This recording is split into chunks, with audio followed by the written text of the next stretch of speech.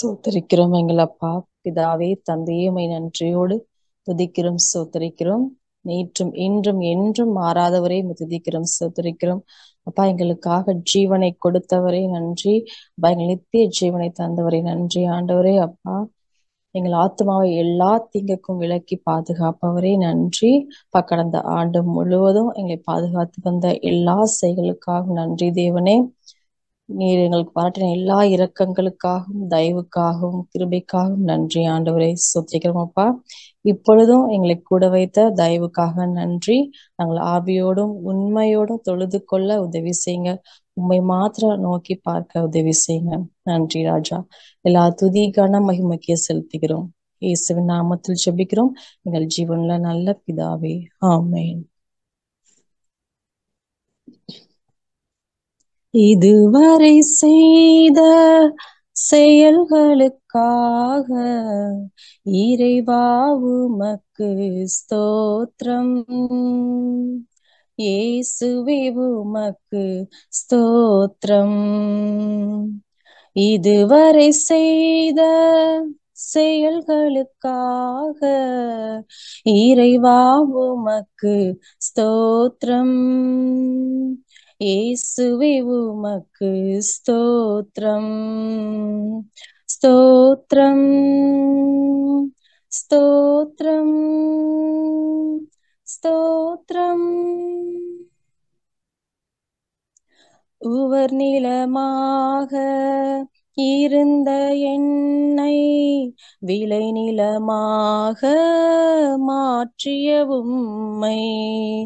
உவர் நிலமாக இருந்த என்னை விளை நிலமாக மாற்றிய உம்மை. அலைக்கடல் அலைந்து ஓய்கின்ற வரையில், அலைக்கடல் அலைந்து ஓய்கின்ற வரையில் நாவினால் புகழ்ந்து பாடுவேன் நன்றி. நாவினால் புகழ்ந்து பாடுவேன் நன்றி. இதுவரை செய்த செயல்களுக்காக இறைவா உமக்கு ஸ்தோத்திரம். இயேசுவே உமக்கு ஸ்தோத்திரம். தனிமரமாக இருந்த என்னை கனிமரமாக மாற்றிய உம்மை. தனிமரமாக இருந்த என்னை கனிமரமாக மாற்றிய உம்மை. திசைகளும் கோள்களும் அசைகின்ற வரையில், திசைகளும் கோள்களும் அசைகின்ற வரையில் இன்னிசை முழங்கியே பாடுவேன் நன்றி. இன்னிசை முழங்கியே பாடுவேன் நன்றி. இதுவரை செய்த செயல்களுக்காக இறைவா உமக்கு ஸ்தோத்திரம். இயேசுவே உமக்கு ஸ்தோத்திரம். சித்தம் செய்திட அழைத்தவர் நீரே, சொந்தமாய் என்னையே ஏற்றுக்கொண்டீரே. சித்தம் செய்திட அழைத்தவர் நீரே, சொந்தமாய் என்னையே ஏற்றுக்கொண்டீரே. சோர்விலும் தாழ்விலும் சோதனையாவிலும்,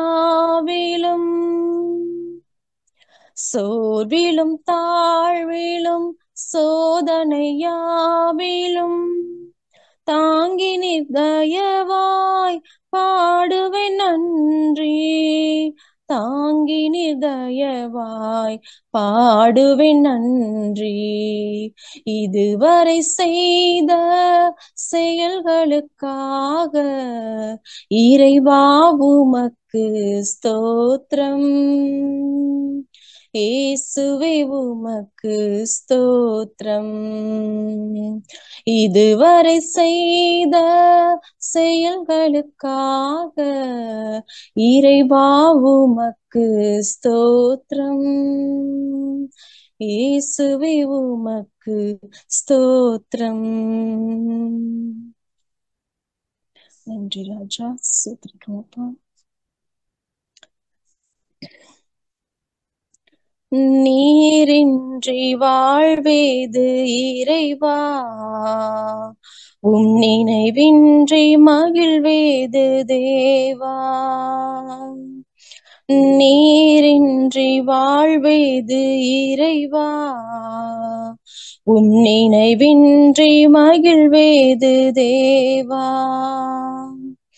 உலகத்தில் 100 ஆண்டு நான் வாழ்ந்த போதும், உலகத்தில் 100 ஆண்டு நான் வாழ்ந்த போதும், உம் இல்லத்தில் வாழும் ஒரு நாளே போதும். உம் இல்லத்தில் வாழும் ஒரு நாளே போதும். நீரின்றி வாழ்வேது இறைவா, உம் நினைவின்றி மகிழ்வேது தேவா.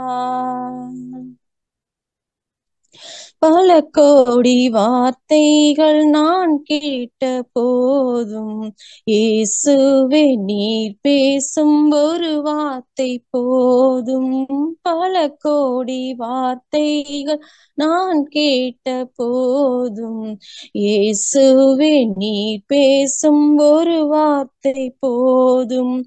1000 ஜீவன் உயிர் வாழுமே, 1000 ஜீவன் உயிர் வாழுமே, உம் வார்த்தையில் உண்டு நல்லற்புதமே, உம் வார்த்தையில் உண்டு நல்லற்புதமே. நீரின்றி வாழ்வேது இறைவா, உம் நினைவின்றி மகிழ்வேது தேவா. எத்தனை நன்மைகள் செய்தீரையா, அதில் எதற்கென்று நன்றி சொல்லி துதிப்பேனையா. எத்தனை நன்மைகள் செய்தீரையா, அதில் எதற்கென்று நன்றி சொல்லி துதிப்பேனையா. அத்தனையும் சொல்ல வேண்டும் என்றால், அத்தனையும் சொல்ல வேண்டும் என்றால், 1000 ஆண்டுகள் போதாதையா, 1000 ஆண்டுகள் போதாதையா. நீரின்றி வாழ்வேது இறைவா, உம் நினைவின்றி மகிழ்வேது தேவா. எனக்காக ஜீவனை தந்தீரையா, உமக்காக நான் என்றும் வாழ்வேனையா. எனக்காக ஜீவனை தந்தீரையா, உமக்காக நான் என்றும் வாழ்வேனையா. நித்திய ஜீவனை தந்தீரையா, நித்திய ஜீவனை தந்தீரையா, அது எண்ணியே நித்தமும் மகிழ்வேனையா, அது எண்ணியே நித்தமும் மகிழ்வேனையா. நீரின்றி வாழ்வேது இறைவா, உம் நினைவின்றி மகிழ்வேது தேவா. உலகத்தில் 100 ஆண்டு நான் வாழ்ந்த போதும், உலகத்தில் 100 ஆண்டு நான் வாழ்ந்த போதும், உம் இல்லத்தில் வாழும் ஒரு நாளே போதும். உம் இல்லத்தில் வாழும் ஒரு நாளே போதும். நீரின்றி வாழ்வேது இறைவா, நினைவின்றி மகிழ்வேது தேவா. நன்றி ராஜா, நன்றியோடு துதிக்கிறோம், ஸ்தோத்திரிக்கிறோம் அப்பா. ஆம் ராஜா, அப்பா நீர் இன்றி எங்களால் வாழ முடியாத ஆண்டவரே. அப்பா, உங்களுடைய வார்த்தை எங்கள் கால்களுக்கு தீபம், எங்கள் பாதைக்கு வெளிச்சமா இருப்பதற்காக நன்றி செலுத்துகிறோம். மனுஷன் அப்பத்தினாலே மாத்திரமல்ல, தேவனுடைய வாயிலிருந்து புறப்படுகிற ஒவ்வொரு வார்த்தையினாலும் பிழைப்பான் என்று சொன்ன வேத வாக்கியத்திற்காக நன்றி சொல்லுகிறோம் ராஜா. அப்பா நன்றி தேவனே.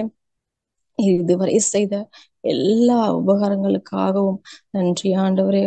அப்பா, இந்த வருஷமும் இருக்கட்டும், குத்தி ஏறி போடுவோம், கனி கொடுத்தால் சரி, கொழாவிட்டால் வெட்டி போலாம் என்று சொல்லி இரக்கம் பாராட்டி ஒவ்வொரு வருடமும் ஒவ்வொரு நாட்களும் எங்களுக்கு கூட்டி கொடுக்கிற தயவுக்காக நன்றி ஆண்டவரே. அப்பா, நாங்கள் கனி கொடுக்கிற பிள்ளைகளாக இருக்க எங்களுக்கு உதவி செய்யுங்க ஆண்டவரே. உங்களுடைய வார்த்தையில இலட்சி இருக்கிற பிள்ளைகளாக உம்மோடு இணைந்து அப்பா கனி கொடுக்கிற பிள்ளைகளாக இருக்க எங்களுக்கு உதவி செய்யுங்க. நன்றி தேவனே, இந்த தருணம் கொடுத்த தயவுக்காக நன்றி. மீதியான வேலையும் கருத்துல ஒப்பு கொடுக்கிறோம், செய்து கொடுக்கிற அடியானும் கருத்துல ஒப்பு கொடுக்கிறோம். அவர்களை மறைத்து நீங்க வெளிப்படுங்க. உங்களுடைய வார்த்தை ஒவ்வொரு இருதயத்திலும் கிரியை செய்யட்டும். நல்ல மண்ணில் விதைக்கப்பட்ட விதை போல 100 பலன் கொடுக்கட்டும். எல்லாவற்றையும் கருத்துல தாழ்த்தி ஒப்பு கொடுக்கிறோம். நீரை பொருட்படுத்திக் கொள்ளுங்க, எங்க சிந்தையை ஒருமுகப்படுத்துங்க. எல்லா துதி கன மகிமை உமக்கே செலுத்துகிறோம். இயேசுவின் நாமத்தில் ஜெபிக்கிறோம் எங்கள் ஜீவனுள்ள நல்ல பிதாவே, ஆமென். Amen. Amen. Thank you, sister, for leading worship. Praise the Lord. இந்த நாளிலும் பைபிள் ஸ்டடியில ஜாயின் பண்ணியிருக்கிற உங்கள் அனைவருக்கும் தாண்டு வாழ்த்துக்கள். கர்த்தராகிய இயேசு கிறிஸ்துவின் நாமத்தினாலே உங்களை நாங்கள் வாழ்த்துகிறோம். கர்த்தருடைய தயவின்படியே கிருபையின்படியே இந்த வருடம் முழுவதும் அவர் உங்களை நடத்துவாராக. கடந்த வாரம் சொன்னபடியே நாம் 2 வருடமாக இந்த வேத பாடத்தை நடத்தி வருகிறோம். கர்த்தருடைய கிருபையினாலே அதற்காக நாம் தேவனுக்கு மகிமை செலுத்துவோம். அருமையான சந்தர்ப்பத்திலும் உங்களுடைய வாழ்க்கையிலே இந்த வேத பாடத்தின் மூலமாக நீங்கள் கற்றுக்கொண்ட சில காரியங்களை நீங்கள் அந்த வாட்ஸ்அப் குரூப்ல ஷேர் பண்ணுங்க. ஒரு டெஸ்டிமோனியா இருந்தாலும் நீங்க வாய்ஸ் மெசேஜ் மூலமாகவும் இல்லைன்னா டெக்ஸ்ட் பண்ணியாவது நீங்கள் சொல்லுங்கள். எந்த அளவுக்கு இது உங்களுக்கு பயனாய் இருந்திருக்கிறது, இது உங்களுக்கு பக்தி விருத்தி உண்டாக்கினது என்பதை நீங்கள் பகிர்ந்து கொள்ளலாம். மகிமை உண்டாகட்டும். அதை பார்க்கிற மற்றவர்களும் இதிலே கலந்து கொள்ள அது ஏதுவாக இருக்கும். இப்பொழுதும் இந்த வாரத்தின் வேத பாடத்துக்குள்ளாக நாம் கடந்து போகிறோம். மத்தியில் இருக்கிற பிரதர் லியோ அவர்கள் கர்த்தருடைய வார்த்தையை நம்மிடத்தில் பகிர்ந்து கொள்வார்கள். Brother, praise the lord. Praise lord brother. Praise the lord. சங்கீதம் 19ஆம் அதிகாரம் வசனம் 7 வாசிப்போம். கர்த்தருடைய வேதம் குறைவற்றதும் ஆத்துமாவை உயிர்ப்பிக்கிறதுமாய் இருக்கிறது. கர்த்தருடைய சாட்சி சத்தியமும் பேதையை ஞானியாக்குகிறதுமாய் இருக்கிறது. 11வது வசனத்தை வாசிப்போம். அன்றியும் அவைகளால் உமது அடியேன் எச்சரிக்கப்படுகிறேன், அவைகளை கை கொள்ளுகிறதினால் மிகுந்த பலன் உண்டு. கர்த்தருடைய பரிசுத்த நாமத்திற்கு மகிமை உண்டாவதாக. கர்த்தருடைய வேதம் குறைவற்றதும் ஆத்மாவை உயிர்ப்பிக்கிறதுமாய் இருக்கிறது. எபேசியர்ல வாசிக்கிறோம், அக்கிரமத்தினாலும் பாவத்தினாலும் மரித்த நம்மை உயிர்ப்பித்தார் என்று வாசிக்கிறோம். எப்படி உயிர்ப்பிக்கிறாருன்னா கர்த்தருடைய வேதத்தை கொண்டு, அவருடைய வார்த்தையை கொண்டுதான் நம்மளை உயிர்ப்பிக்கிறார் என்று பார்க்கிறோம். 11வது வாசம், அன்றியும் அவைகளால் உமது அடியேன் எச்சரிக்கப்படுகிறேன், அவைகளை கை கொள்ளுகிறதுனாலே மிகுந்த பலன் நமக்கு உண்டு. அப்ப கர்த்தருடைய வேதத்தை நாம் கை கொள்ளும் பொழுது நம்மளுடைய ஆத்மா உயிர்ப்பிக்கப்படுகிறது, நமக்கு மிகுந்த பலன் உண்டு. அது என்னென்ன அந்த மிகுந்த பலன்கள், அதை குறித்து நாம் பார்க்கிறோம். யாக்கோபு 1ஆம் அதிகாரம் வசனம் 21 வாசிப்போம். யாக்கோபு 1 வசனம் 21. ஆகையால் நீங்கள் எல்லாவித அழுக்கையும் கொடிய துர்குணத்தையும் ஒழித்துவிட்டு உங்கள் உள்ளத்தில் நாட்டப்பட்டதாயும் உங்கள் ஆத்துமாக்களை ரட்சிக்க வல்லமையுள்ளதுமாய் இருக்கிற வசனத்தை சாந்தமாய் ஏற்றுக்கொள்ளுங்கள். போதுங்கள். அப்ப இங்க என்ன வாசிக்கிறோம்? உங்கள் ஆத்துமாக்களை ரட்சிக்க வல்லமை உள்ளதா இருக்கிற வசனத்தை சாந்தமா ஏற்றுக்கொள்ளுங்கள்.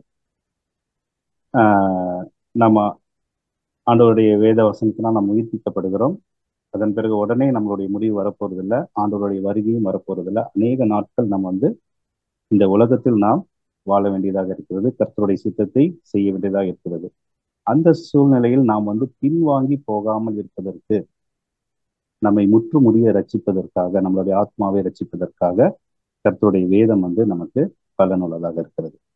ஏன்னா இப்ப மத்தேயுல வாசிக்கிறோம், கொடிதான நாட்களுக்குள்ள நம்ம போக போறோம். மத்தேயு 24ஆம் அதிகாரம்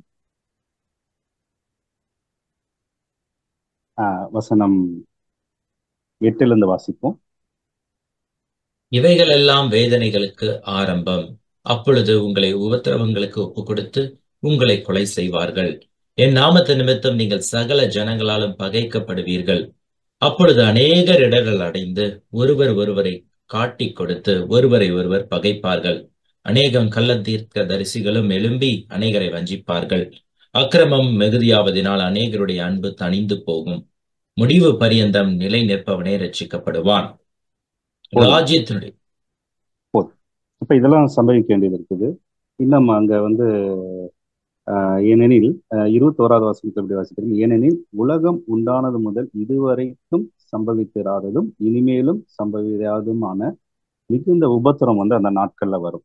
ஸோ இந்த நாட்கள்ல நாம் இதுக்குள்ளதான் இனிமே நாம் கடந்து செல்ல இருக்கிறோம். ஆகவே நாம் பின்வாங்கி போகாதபடிக்கு நம்மளுடைய ஆத்மா கர்த்தருக்குள் நிலைத்திருக்க வேண்டும் என்றால் நாம் கர்த்தருடைய வார்த்தையை நாம் கை கொள்ள வேண்டும். எபேசியர் 10:38 வாசிப்போம். 10:38-39 வாசிப்போம்.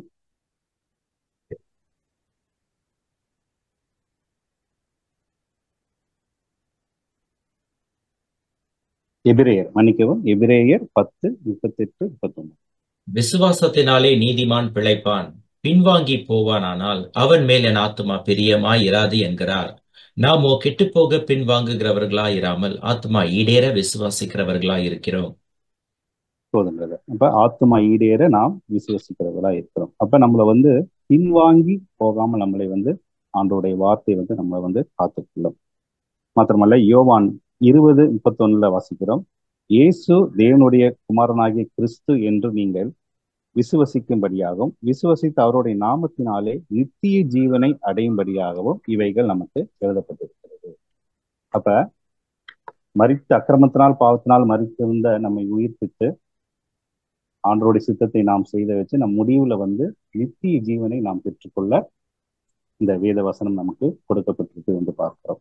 யோவான் 5:39 ஆண்டவராக இயேசு கிறிஸ்து சொல்கிறார், வேத வாக்கியங்களை ஆராய்ந்து பாருங்கள், அவைகளால் உங்களுக்கு நித்திய ஜீவன் உண்டு என்று எண்ணுகிறீர்கள். அப்ப வேத வசனத்தை நாம் ஆராய்ந்து பார்க்கும் பொழுது, வேத வசனத்தை நாம் கை கொள்ளும் பொழுது, வேத வசனத்தை நாம் விசுவசிக்கும் பொழுது நமக்கு கிடைக்கிற பலன் என்ன? நித்திய ஜீவன். மாத்திரமல்ல, நம்மளுடைய இப்ப ஒரு சரீரத்திற்கு எப்படி உணவு முக்கியமோ அது போல நம்மளுடைய ஆத்மாவுக்கு ஆண்டோடைய வார்த்தை தான் உணவு. அதான் யோவான் 6:48 ஜீவ அப்பம் நானே வாசிப்போம். யோவான் 6:48-51 வரைக்கும் வாசிப்போம். ஜீவ அப்பம் நானே.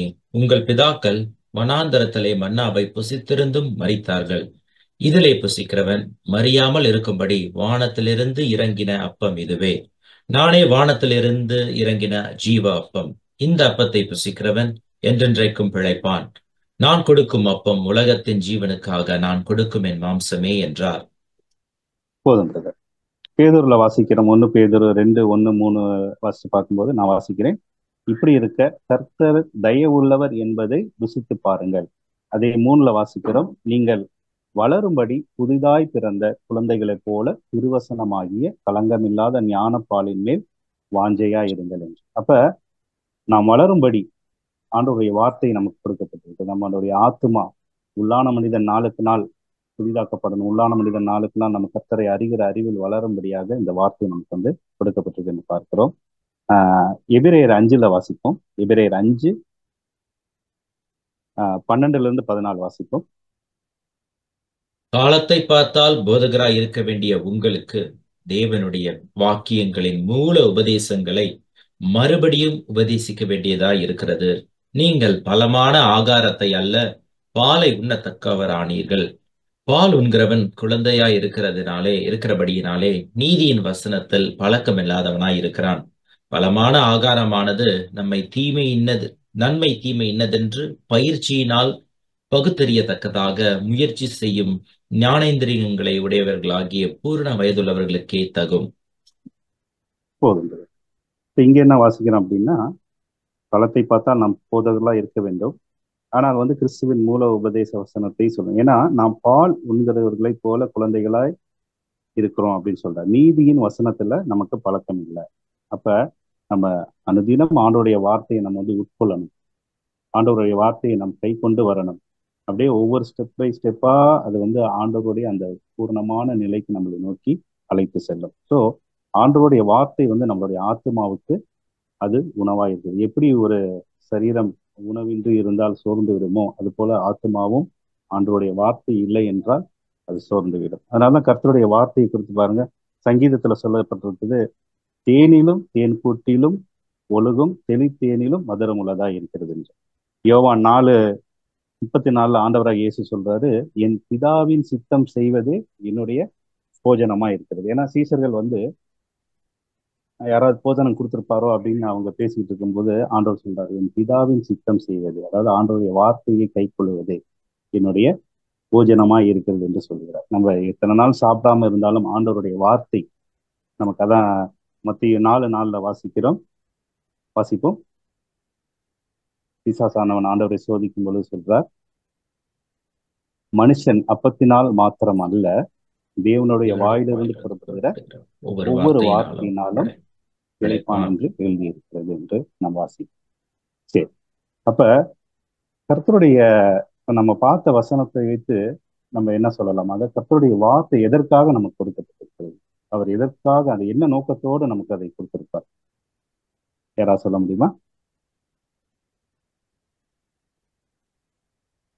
கர்த்தருடைய வார்த்தை முழுக்க முழுக்க அவர் நமக்கு கொடுத்த நோக்கம் என்னவென்றால், நம்மளுடைய ஆத்மா காக்கப்பட வேண்டும். அது நரகத்துக்கு செல்லாதபடிக்கு நம்மளை அது காக்க வேண்டும் என்பதற்காக தான் அந்த வார்த்தையை நமக்கு கொடுக்கிறார். எப்படி சீசர்களோடு ஆண்டவர் இயேசு இருந்தாரோ, அது போல இன்று ஆவியானவர் கர்த்தருடைய வேத வசனம் நம்மளோடு இருந்து அவருடைய வருகைக்கு நம்மளை ஒவ்வொரு நாளும் ஆயத்தப்படுத்தி கொண்டிருக்கிறது.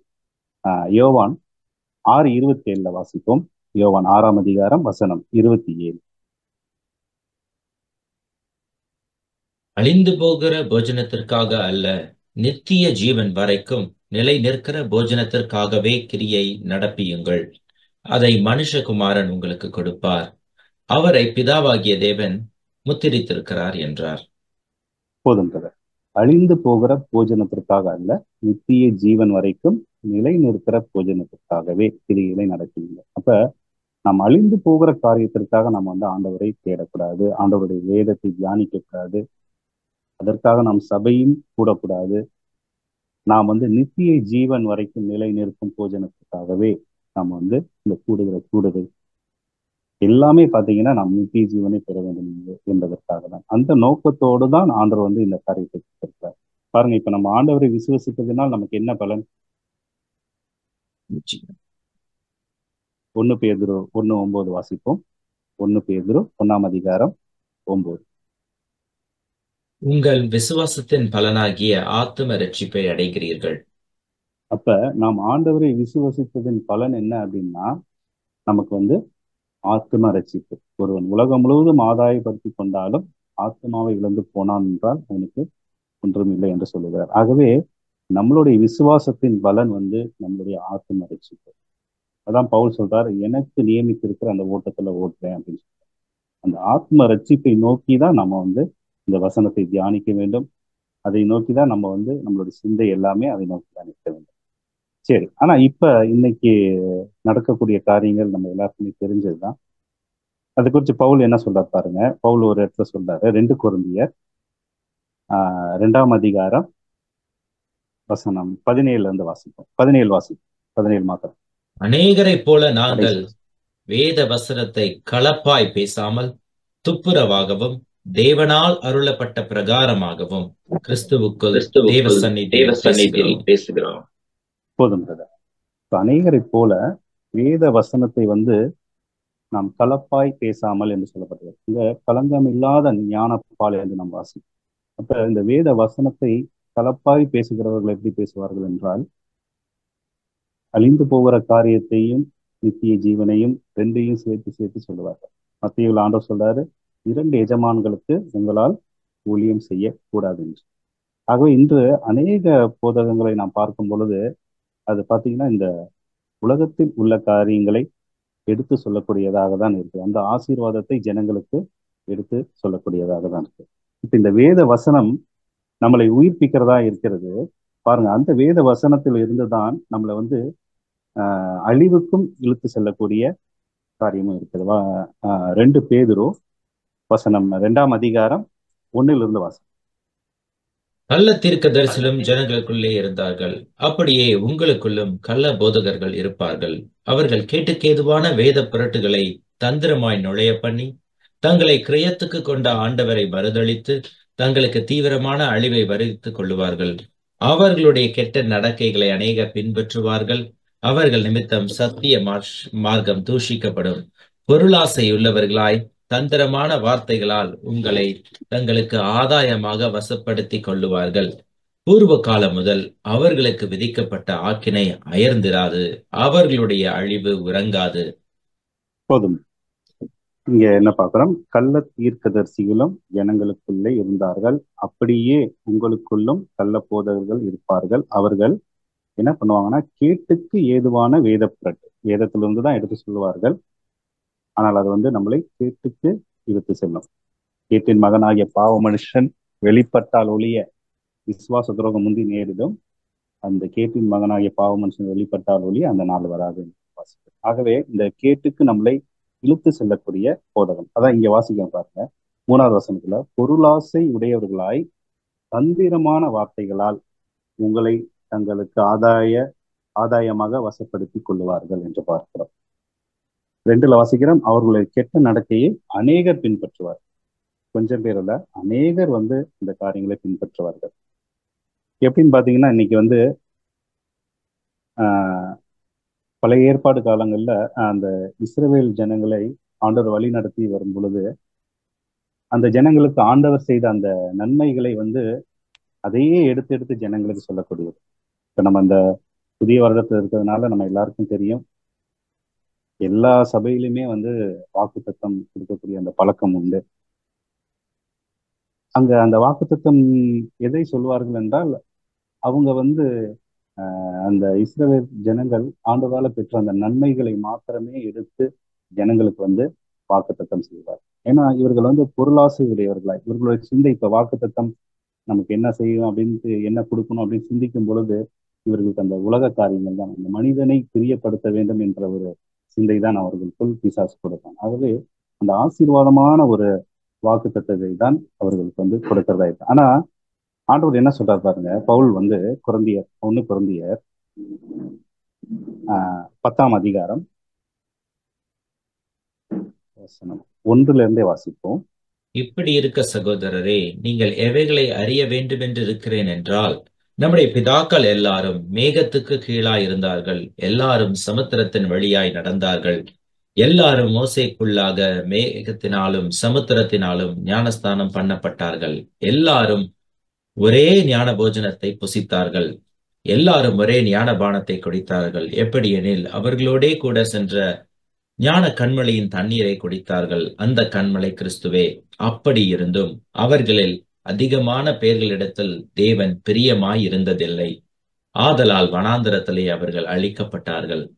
அவர்கள் இச்சித்தது போல நாமும் பொல்லாங்கானவைகளை இச்சியாதபடிக்கு இவைகள் நமக்கு திருஷ்டாந்தங்களாயிருக்கிறது. ஜனங்கள் புசிக்கவும் குடிக்கவும் உட்கார்ந்து விளையாடவும் எழுந்திருந்தார்கள் என்று எழுதியிருக்கிறபடி அவர்களில் சிலர் விக்கிர ஆராதனைக்காரராய் ஆனது போல நீங்களும் ஆகாதிருங்கள். அவர்களில் சிலர் வேசித்தனம் பண்ணி ஒரே நாளில் 23,000 பேர் விழுந்து போனார்கள். அதுபோல நாமும் வேசித்தனம் பண்ணாதிருப்போமாக. அவர்களில் சிலர் கிறிஸ்துவை பரீட்சை பார்த்து பாம்புகளால் அழிக்கப்பட்டார்கள். அதுபோல நாமும் கிறிஸ்துவை பரீட்சை பாராதிருப்போமாக. அவர்களில் சிலர் முறுமுறுத்து சங்காரக்காரனாலே அழிக்கப்பட்டார்கள். அதுபோல நீங்களும் முறுமுறுக்காதிருங்கள். இவைகள் எல்லாம் திருஷ்டாந்தங்களாக அவர்களுக்கு சம்பவித்தது. உலகத்தின் முடிவு காலத்தில் உள்ள நமக்கு எச்சரிப்பு உண்டாகும்படி எழுதப்பட்டும் இருக்கிறது. போதும் பிரதர். இங்க பவுல் சொல்றாரு, அந்த ஸ்டார்டிங்ல 1வது வசனத்துல நீங்கள் எவைகளை அறிய வேண்டும் என்று இருக்கிறேன் என்றால் அப்படின்னு சொல்லிட்டு ஆரம்பிக்கும் போதுதான் ஒரு பிதாக்கள் அவர்கள் என்னெல்லாம் செஞ்சாங்க, அதை நம்ம எதெல்லாம் செய்யக்கூடாது என்று வசனம் 6ல் வாசிக்கிறோம். அவர்கள் இச்சித்தது போல நாமும் பொல்லாகானவைகளை இச்சியாதபடிக்கு இவைகள் நமக்கு திஷ்டாந்தங்களாய் இருக்கிறது என்று பார்க்கிறோம். மாத்திரமல்ல, அடுத்த வசனத்துல பாருங்க, அவர்களில் 9ல் அவர்களில் சிலர் கிறிஸ்துவை பரீட்சை பார்த்து பாம்புகளால் அழிக்கப்பட்டார்கள், அதுபோல நாமும் கிறிஸ்துவை பரீட்சை பாராதிருப்போமாக. அவர்களில் சிலர் முறுமுறுத்து சங்காரக்காரனால் அழிக்கப்பட்டார்கள், அதுபோல நீங்களும் முறுமுறுக்காதிருங்கள். இவைகள் எல்லாம் திருஷ்டாந்தங்களாக அவர்களுக்கு சம்பவித்தது உலகத்தின் முடிவில் காலத்தில் உள்ள நமக்கு எச்சரிக்கை உண்டாகும்படி எழுதப்பட்டிருக்கிறது. அப்ப அவங்க எதெல்லாம் செய்யக்கூடாததை செய்தார்களோ அதை நாம் செய்யக்கூடாது என்பதற்காக பவுல் இந்த காரியங்களாம் எடுத்து சொல்றார். அது அவங்களுக்கு சம்பவித்தது நமக்கு அதை செய்யக்கூடாது என்பதற்காக உலகத்தில் முடிவு இருக்கிற நமக்காக எச்சரிக்கை உண்டாகும்படி அதை எழுதப்பட்டிருக்கிறது என்று. ஆனால் இன்று பாருங்க, சொல்லக்கூடிய காரியங்கள் எல்லாம் இதை எடுத்து சொல்லக்கூடியதில்லை, கண்டித்து உணர்த்துறதில்லை. பரிசுத்த ஆவியானவர் என்ன செய்வார்? பாவத்தை குறித்தும் நீதியை குறித்தும் நியாய தீர்ப்பை குறித்தும் கண்டித்து உணர்த்துவார். ஒருவேளை ஆவியானவர் கிரியை செய்வாரே ஆனால் இந்த காரியங்களை தான் எடுத்து சொல்லுவார். ஆனால் இவரது அவர்களுக்கு அப்பப்ப ஆண்டவர் செய்த அந்த நன்மைகளை எடுத்து சொல்லி தந்திரமான காரியங்களை சொல்லி ஜனங்களை கேட்டின் பாதையில திருப்புறாங்க. அவர்களை பார்த்து அநேகர் பின்வாங்கி போவார்கள் என்று நாம் பார்க்கிறோம். இன்னும் பாருங்க, எபிரேயர்ல 11ல் வாசிப்போம்.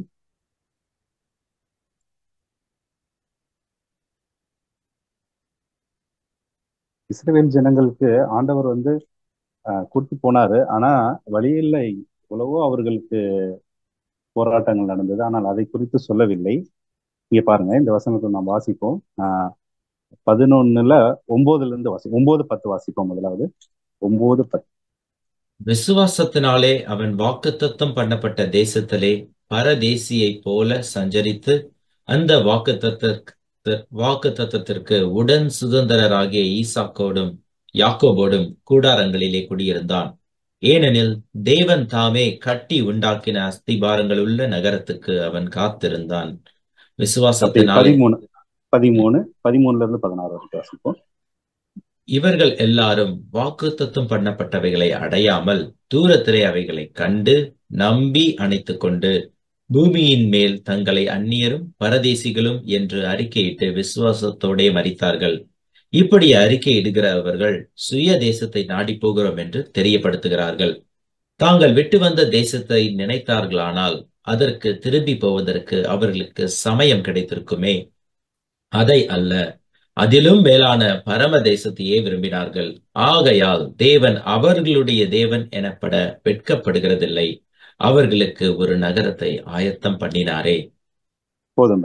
அப்படியே வசனம் 35-40 வரைக்கும் வாசிப்போம். ஸ்திரீகள் சாக கொடுத்த தங்களுடையவர்களை உயிரோடு எழுந்திருக்க பெற்றார்கள்.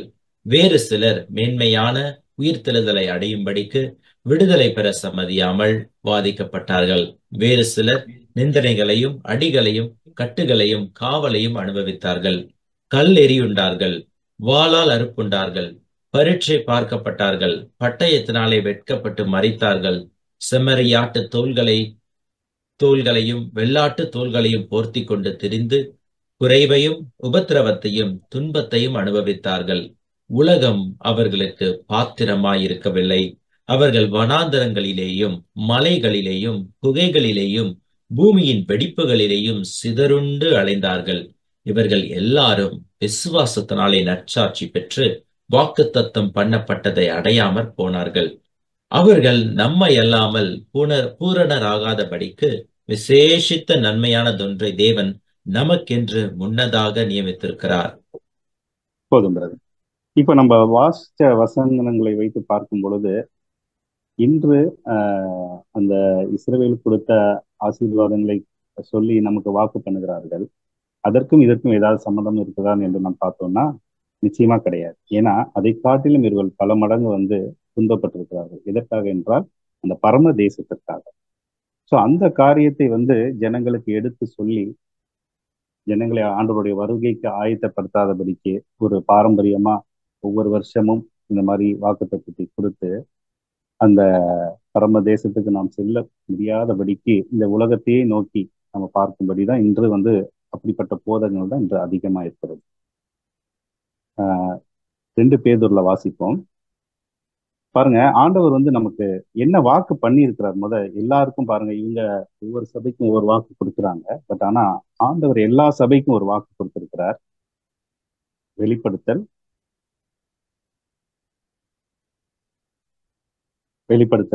22ஆம் அதிகாரம் வசனம் 20 வாசிப்போம். வாசிச்சுட்டு 2 பேதுரு வருவோம். இவைகளை சாட்சியாக அறிவிக்கிறவர் மெய்யாகவே நான் சீக்கிரமாய் வருகிறேன் என்கிறார். ஆமென். கர்த்தராகிய இயேசுவே வாரும்.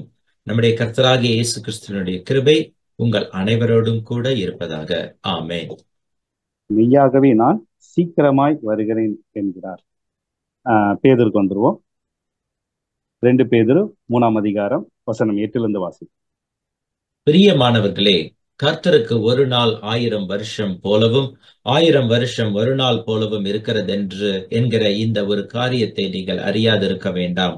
தாமதிக்கிறார் என்று சிலர் எண்ணுகிறபடி கர்த்தர் தமது வாக்குத்தத்தத்தை குறித்து தாமதமாயிராமல் ஒருவரும் கெட்டு போகாமல் எல்லாரும் மனம் திரும்ப வேண்டும் என்று விரும்பி நம்மேல் நீடிய பொறுமையுள்ளவராய் இருக்கிறார்.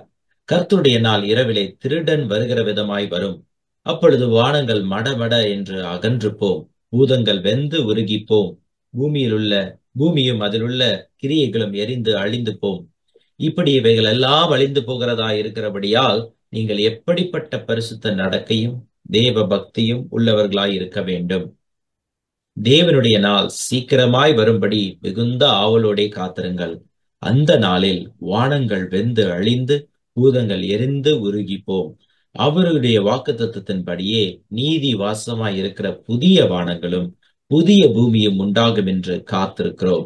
ஆகையால் பிரியமானவர்களே, இவைகளை வர காத்திருக்கிற நீங்கள் கரையற்றவர்களும் பிழையில்லாதவர்களுமாய் சமாதானத்தோட அவர் சந்நிதியில் காணப்படும்படி ஜாக்கிரதையாயிருங்கள். மேலும் போதும். அப்ப நம்ம இங்கே வாசிக்கிறோம், இந்த பூமி அக்கினிக்கு இரையாக வைக்கப்பட்டிருக்கிறது. அவர் வருகிறார் என்று தாமதிக்கிறார் என்று சிலர் எண்ணுகிறபடி கர்த்தர் தமது வாக்குத்தத்தத்தை குறித்து தாமதமாய் இராமல் ஒருவரும் கெட்டு போகாமல் எல்லோரும் மனம் திரும்ப வேண்டும் என்று விரும்பி நம்மை நீடிய பொறுமையாய் இருக்கிறார். கர்த்தர் ஒரு வாக்குத்தத்தம் கொடுத்திருக்கிறார். என்னன்னா, அவர் சீக்கிரமாய் வருவேன் என்று சொல்லியிருக்கிறார். ஆனாலும் நம்ம எல்லாரும் மனம் திரும்ப வேண்டும் என்று நீடிய பொறுமையோடு இருக்கிறார். நம்ம இதுவரைக்கும் பாருங்க, இதுவரைக்கும் இந்த உலகத்தின் பின்னாடியே நம்ம போவோம். பூமிக்குரியவில்லை அல்ல, மேலானவிலே தேடுங்கள் என்று பவுல் சொல்றார்.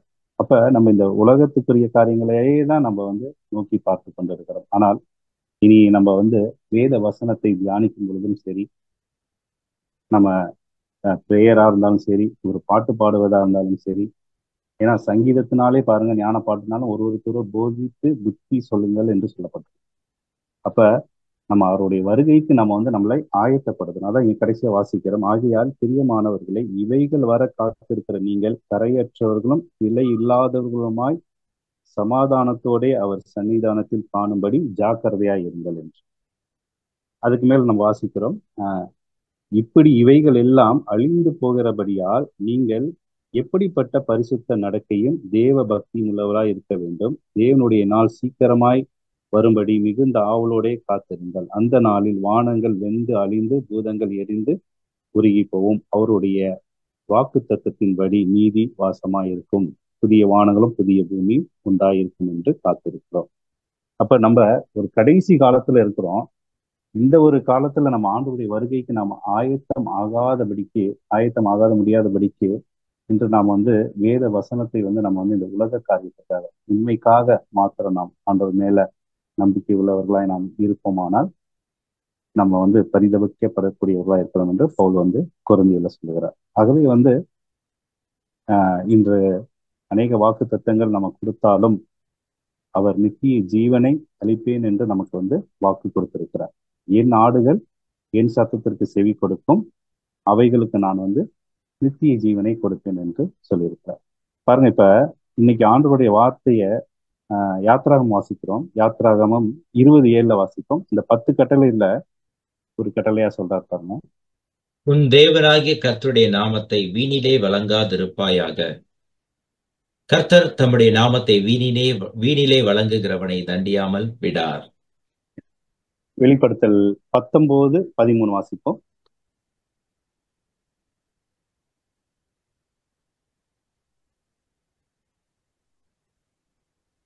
எந்த வசனம் இது? 19ஆம் அதிகாரம் 13வது வசனம். அவருடைய நாமம் இரத்தத்தில் தேய்க்கப்பட்ட வாசிங்க. வஸ்திரத்தை தரித்திருந்தார். அவருடைய நாமம் தேவனுடைய வார்த்தை என்பதே. அப்ப இன்னைக்கு அவருடைய நாமத்தை வீணிலே வழங்கக்கூடிய காரியம் என்னவென்றால், அது இந்த மாம்சத்துக்குரிய தேவைகளுக்காக அவருடைய வார்த்தையை எடுத்து சொல்வதுதான் அந்த அவருடைய நாமத்தை வீணினே வழங்கக்கூடிய ஒரு விஷயம். அததான் மத்திய 7 சொல்றாரு. மத்திய 7:22 24 வாசிப்போம்.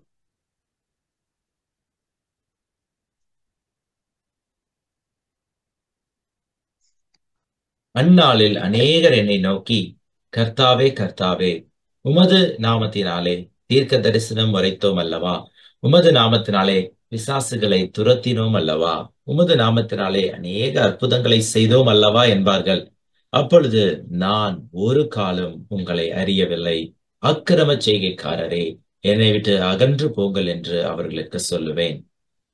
ஆகையால் நான் சொல்லிய இந்த வார்த்தைகளை கேட்டு இவைகளின்படி செய்கிறவன் எவனோ அவனை கன்மலையின் மேல் தன் வீட்டை கட்டின புத்தியுள்ள மனுஷனுக்கு ஒப்பிடுவேன்.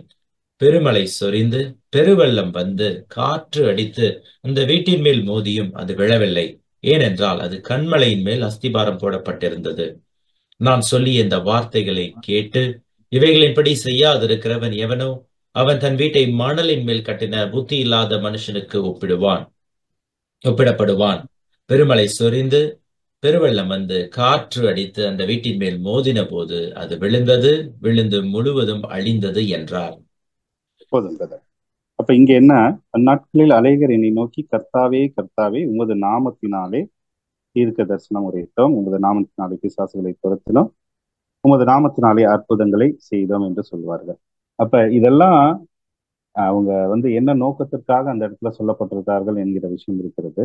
அப்ப ஆண்டவர் என்ன சொல்றாரு, உங்களை நான் அறியேன் என்று சொல்றார். ஏன்னா அதை தேவனுடைய சித்தத்தின்படி அவர்கள் சொல்லவில்லை. அவர்கள் மாம்சத்துக்குரிய காரியங்களாகவே அவர்கள் எடுத்து சொன்னார்கள் என்று பார்க்கிறோம். அப்படி சொல்லுகிறவர்கள் பாருங்க, பெருமழை சொரிந்தும் பெருவெள்ளம் வந்தும் காற்று அடித்தும் அந்த வீட்டின் மேல் மோதின போது அது விழுந்து முழுவதும் அழிந்தது என்றார். அப்ப அந்த மாதிரியான போதகத்தை நாம் கேட்கும் பொழுது நமக்கு ஒரு போராட்டமோ இல்லை ஆண்டோடைய அந்த வருகை நாட்கள்ல பாருங்க, நம்ம வாசிச்சோம், கொடிதான நாட்கள் வரும், அன்பு தனித்து போகும், பாவம் பெருகும். அந்த மாதிரி நாட்கள்ல நம்மளால விசுவாசத்துல நிலைக்க முடியாது. ஏன்னா நீதியின் வசனத்துல நம்ம பழகலை. இந்த ஆசீர்வாதமான வசனங்களை குழந்தையாய் இருக்கிறப்ப நம்ம என்னெல்லாம் தேவையோ அதே நம்ம கேட்டு கேட்டு கேட்டு கேட்டு ஆண்டவருடைய வருகையின் போது பாத்தீங்கன்னா நம்மளால ஒரு பலன் உள்ளவர்களாக நம்மளால நிற்க முடியாது. இதுதான் பிசாசினுடைய தொந்தரம். ஆகவே நாம் இந்த புதிய வருடத்துல நீங்க வந்திருக்கிறோம். இந்த செய்தியோட நோக்கம் என்னவென்றால், ஆண்டவருடைய வார்த்தை நம்மளுடைய ஆத்மாவுக்காக கொடுக்கப்பட்டிருக்கு. ஆகவே அதை நம்ம இந்த உலக தேவைக்காக அதை நம்ம ஒருபோதும் அதோடைய அந்த சிந்தையே வரக்கூடாது. அந்த சிந்தையோடு நம்ம கூடவே கூடாது. ஏன் ஒரு சபையில ஒரு மனம் குறையுது, ஏன் ஒரு கூடுகையில ஒரு மனம் குறையுதுன்னா, அந்த இடத்துல பாத்தீங்கன்னா எல்லாரும் அவங்க தேவைகளை நோக்கி தான் வருவாங்க. அப்ப அந்த இடத்துல ஒரு மனமா நம்ம ஆண்டோடைய வார்த்தையை கேட்க முடியாது, இந்த வார்த்தையை விசுவசிக்க முடியாது. ஏன்னா தேவன் அருள்ன பிரகாரமா நம்ம சொல்லும் பொழுது அதை நம்ம அதே மாதிரி நம்ம விசுவசிக்கும் பொழுதுதான் இந்த இடத்துல ஒரு மனம் உண்டாகும். ஏன்னா முதலாவது தேவனுடைய ராஜ்யத்தையும் நீதியும் தேடும்போது மற்ற எல்லாமே நமக்கு கொடுக்கப்படும் என்பதுதான் விசுவாசம். அந்த விசுவாசம் நமக்குள்ள வந்ததுக்கு அப்புறம் தான் நம்ம தேவனுடைய வார்த்தையை நம்ம முழுமையா அறிந்து கொள்ள முடியும். ஆகவே இந்த புதிய வருடத்துக்கும் பாருங்க, நம்ம 2 வருடமா நம்ம அநேக வசனங்களை நம்ம தியானித்திருக்கிறோம். இந்த புதிய வருடத்திலும் நம்ம தொடர்ந்து ஆண்டவருடைய வசனத்தை நாம் தியானிப்போம், அதற்குள்ளாக நாம் வளர்வோம், அவருடைய வருகைக்கு நாம் ஆயத்தமாகுவோம். கர்த்தருடைய நாமம் மகிமைப்படுவது. ஏதாவது டவுட் ரிலேட்டட் வசனம் இருந்தா ஷேர் பண்ணுங்க.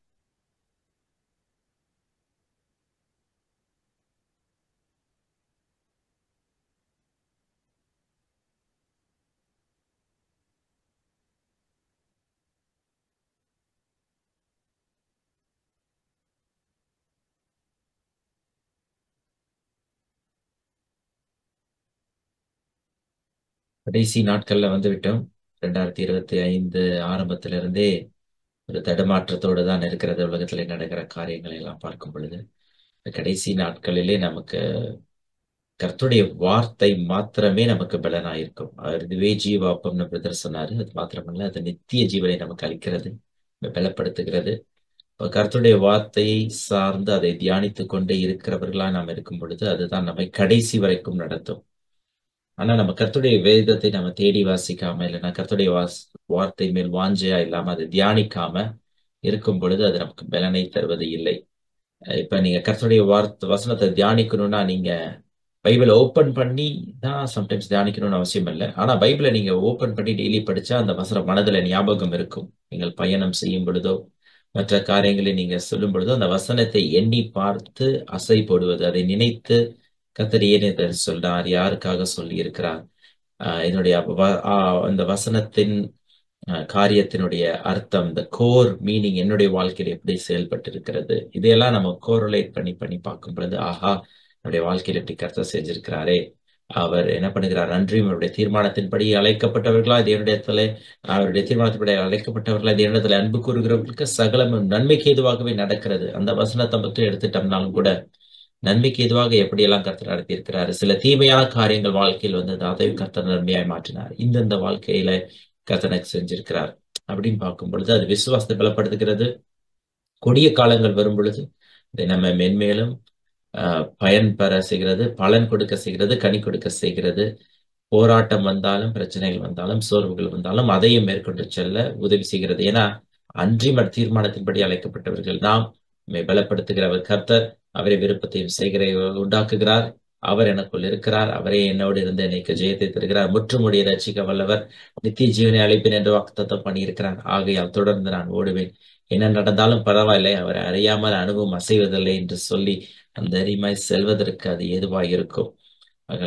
ஆகையால் பிரதர் சொன்னபடி நம்ம ஆசீர்வாதத்துக்காக அந்த வசனத்தை யூஸ் பண்ணாம அப்படி ஆத்துமா ஈடேற, ஆத்துமா பலப்பட, பால் உண்ணுகிறவர்களா இல்லாமல் மேலான பலமுள்ள ஆகாரம் இன்னும் கொஞ்சம் ஆசை போட்டு நல்ல ஸ்ட்ராங்கான வேத வசனங்களை தியானிக்கிறவர்களாய் மாற அது உதவி செய்யும். அதுக்கு எதுவா நம்ம செயல்படும் பொழுது பெருமெல்லாம் வரப்போகிறது, காற்று அடிக்க போகிறது, ஆனாலும் நாம் சரிவதில்லை. காரணம் நாம் கண்மலையின் மேல் கட்டப்பட்டவர்களா இருப்போம். அந்த கண்மலை கிறிஸ்துவே, கிறிஸ்துவே அந்த வார்த்தை அப்படின்னு சொல்லி பிரதர் நல்லா அருமையா கோரிலேட் பண்ணாரு, பழைய ஏற்பாட்டில இருந்து எண்டு வரைக்கும். சோ அதை நம் கருத்தாய் நினைவில் கொள்ளுவோம். கர்த்தருடைய வார்த்தையை வீணாய் ஆசீர்வாதத்திற்காக பயன்படுத்தாம கர்த்தருடைய வார்த்தையை நம்முடைய ஆத்மா பலப்பட, ஆத்மாவிலும் அறிவிலும், கர்த்தரை அறிகிற அறிவிலும் வளர நாம் செயல்படுத்துவோம். ஆகில் அது நமக்கு பலனை கொடுக்கும், கனி கொடுக்க வைக்கும். கர்த்தருக்கு மகிமை உண்டாகட்டும்.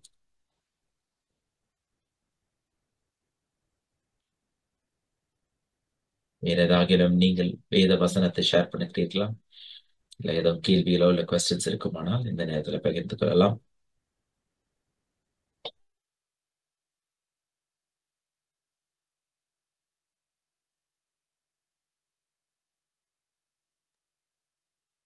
Alright, I think no questions. Okay, brother, நம்ம ப்ரே பண்ணி க்ளோஸ் பண்ணிடலாம். நீங்க ப்ரே பண்ணி க்ளோஸ் பண்ணிடுறீங்களா?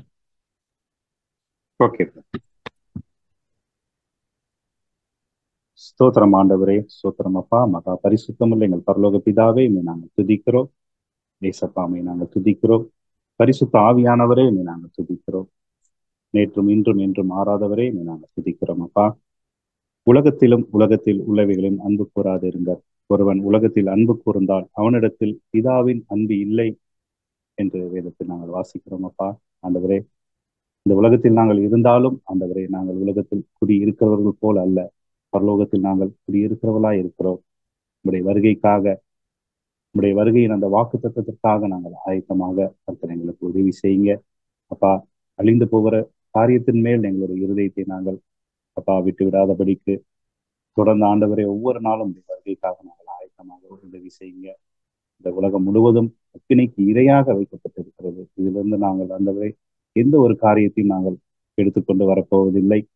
பரலோகத்தில் உங்களுக்கு பொக்கிஷங்களை சேர்த்து வையுங்கள் என்று நீ சொன்ன வார்த்தைகளை நாங்கள் நினைவு கூறுகிறோம் அப்பா. ஆகவே நீர் விரும்புகிறபடி, நீர் ஆண்டவர் இந்த வேத வசனத்தை எங்களுக்கு கொடுத்த நோக்கத்தின்படி நாங்கள் ஒவ்வொரு நாளுமே நாங்கள் அறிந்து கொள்ளவும், அதன்படி நாங்கள் உண்மை விசுவசிக்கவும் கர்த்தர் எங்களுக்கு உதவி செய்யுங்க. பவுல் சொன்னது போல, நான் உங்களுக்கு பிரசங்கித்த பிரகாரமாய் நீங்கள் இதை கை கொண்டால் அதனால் உங்களுக்கு பலன், இல்லை என்றால் உங்கள் விசுவாசம் வீணாயிருக்கும் என்று சொன்னது போல ஆண்டவரே, நீர் அருளின பிரகாரமாக நாங்கள் இந்த வேத வசனத்தை நாங்கள் தியானிக்க, இந்த புதிய வருடத்திலும் இன்னும் அதிகமாய் நாங்கள் உமக்குள்ளாய் வளர, மற்றவர்களுக்கு நாங்கள் பிரயோஜனமாய் இருக்க கர்த்தர் எங்களுக்கு உதவி செய்யுங்க. தவறான சத்தியத்துல, தவறான போதகத்தில் நாங்கள் இருந்து விடாதபடிக்கு ஆண்டவரை, நாங்கள் ஆத்மாவில் பலன் இல்லாதபடிக்கு ஆண்டவரே, அந்த காரியத்தை நாங்கள் விடாதபடிக்கு கர்த்தர் எங்களுக்கு உதவி செய்யுங்க. வரக்கூடிய அந்த புதிதான நாட்கள்ல ஆண்டவரே, உங்களுடைய வசனமே எங்களை ஆண்டவரே பலனாய் நிறுத்தக்கூடியதா இருக்கிறது. ஆகவே ஆண்டவரே, ஒவ்வொரு நாளும் நாங்கள் இன்னமாய் அறிந்து கொள்ள எங்களுக்கு உதவி செய்யுங்க. தொடர்ந்து இந்த பைபிள் ஸ்டடியும் ஆண்டவரே உங்களுடைய சித்தத்தின்படி ஆண்டவரை நீரே எங்களை ஆட்கொண்டு வழி நடத்த வேண்டுமா நாங்கள் ஜெபிக்கிறோம். இயேசுவின் நாமத்தில் ஜெபிக்கிறோம் எங்கள் ஜீவனும் கிருபையும் உள்ள நல்ல பிதாவே.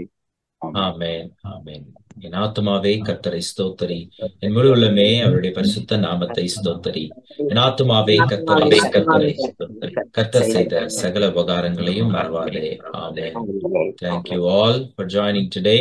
God bless you all.